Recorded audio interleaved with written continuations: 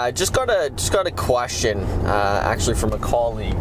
Just enjoying one of my favorite podcasts. I'd like to discuss time clause offers. Hi, this is Travis Hawryluk with Remax Real Estate and Travis Hawryluk and Associates. And this is Longhorn Diaries. We'll be bringing you everything you need to know about the real estate world, all from the cab of my truck. Well, I guess it is that time of year now. It's about 10 after 8 on a lovely Monday morning, and it's still dark out.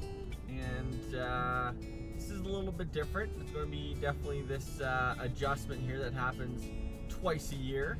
But I guess that means that fall and winter are definitely here and coming. So pretty stoked for this week. We had a couple of recent listings of mine that sold. Kicking off at 3 Stoneshire Manor, which was an absolutely incredible property, and I couldn't be more happier for the future new owners. They really picked up a gorgeous place and a gorgeous area. Probably one of the top areas in Spruce Grove as far as supply and demand. If that makes any sense whatsoever. And also number 3, Lake Crest in beautiful Parkland County has now sold as well too. So in a very, very challenging country residential market, we were able to get that one sold. So congratulations to my amazing clients on that sale. I'd like to discuss time clause offers. So there are offers that have a time clause presence. The most popular time clause kind of offer is when a buyer has to sell a home prior to purchasing another one. So that's also known as a subject to the sale of offer. So what time clauses are there for, the easiest way I can explain it is it's almost like a first right of refusal for buyer number 1, let's say. So for example, buyer and seller are pending in a contract together that have a time clause present. Let's say that time clause is about 48 hours. So they're pending. Buyer has a house to sell. It's currently on the market. Now what happens if there's a second buyer that comes along for the same property and enters into a backup offer with the seller? That officially starts the time clause. So let's say that time clause is 48 hours. The seller then has to go back to buyer number 1 and say, hey, I've now entered into a backup contract. It is conditional, but you have 48 hours to remove all of your conditions or else you're excused from the situation, and buyer number 2 would take first position or precedence. So that's what a time clause is, and it's a very delicate time frame because you're either going to be able to remove all your conditions and buy the property of your dreams in that time frame or not. Now a time clause can be used in any contract. It's not very popular to use and there's not many reasons to use them. However, the most popular one is, as I stated, subject to the sale of a buyer's home. Feel free to reach out if you have any questions about time clauses. Well, pretty stoked here. I finally have an opportunity to sit down and have lunch with my good friend and colleague, Mr. Adam Wilson. Let's see if we can get him on the show today. I know people are lining up to be featured on Longhorn Diaries, so let's see what he has to say. Well, just wrapped up my lunch with Mr. Adam Wilson, and no go on the old Longhorn Diaries today, but I'm not going to let him off the hook that easily because he bought me lunch. I just got a question, actually from a colleague, just with regards to condition due dates and what the listing realtor owes to them, to a buyer, and what the listing realtor owes to their seller client. Long story short is that when a buyer and a seller are in a contract together, and whenever there's conditions present, there's always going to be a timeline for those conditions. There's going to be a predetermined and agreed upon deadline where the buyer has to remove their conditions and or the seller has to remove their conditions. So no matter what the circumstances are or what's going on with the conditions, neither party owes it to the other to extend the contract or to honor anything but what's on the contract.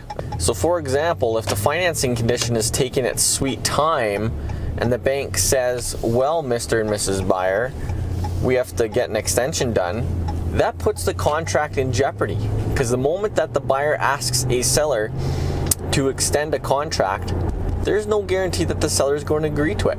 So please plan on having your conditions done and due and fully fulfilled by the deadline that's on the contract. So I'm just enjoying one of my favorite podcasts. I'm just on the road. I spend a lot of time on the roads, hence this video series.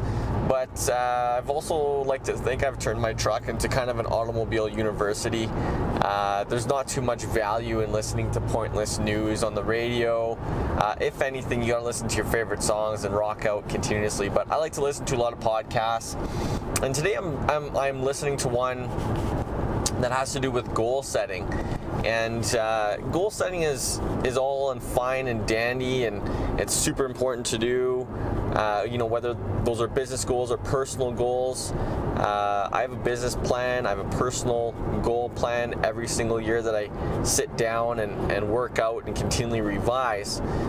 But I just kind of want to emphasize one point that I don't think is talked about enough, is that it's great to have goals, but unless you have compelling reasons, and I mean truly compelling reasons to accomplish those goals, I don't think that the goal is going to happen. If you don't have that compelling reason that's going to get you out of bed in the morning super early, if you don't have that compelling reason that's going to make you get to the gym on time and a certain amount of times per week, if you don't have that compelling reason to go and grow a big business, then it's just not going to happen.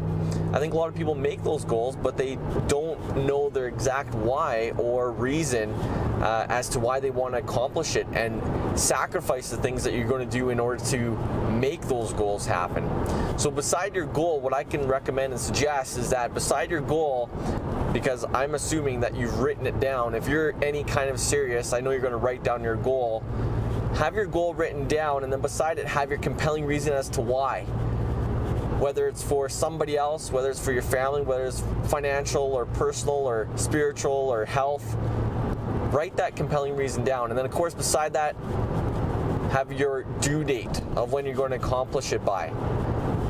That's getting very, very specific, and that's getting very, very legit about you making your goal happen in 2018. I wanted to discuss a little bit about foreclosures, and we're definitely starting to see more foreclosures come onto the marketplace.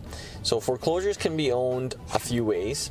They can be owned by the bank, any financial institution that had to foreclose on their client.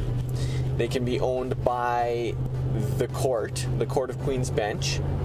And those are basically the main ones. And of course, they can also be owned by the mortgage insurer.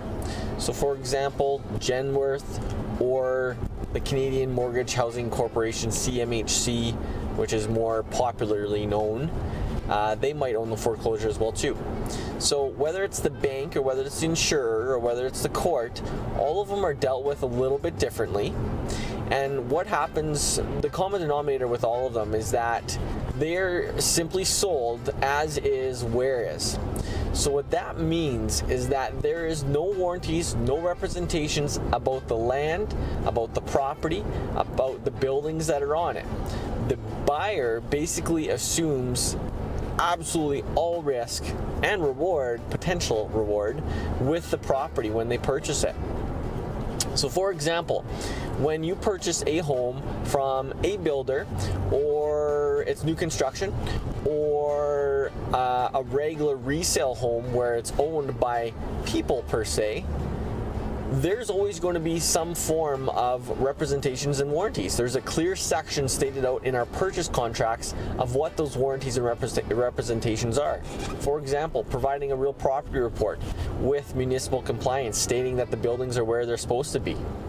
Or there's a section there that refers to material latent defects or very expensive defects. Are there any material latent defects with the property? You're also going to be warranting, okay, to my knowledge, there's no lack of permit for any development on the property, etc., etc.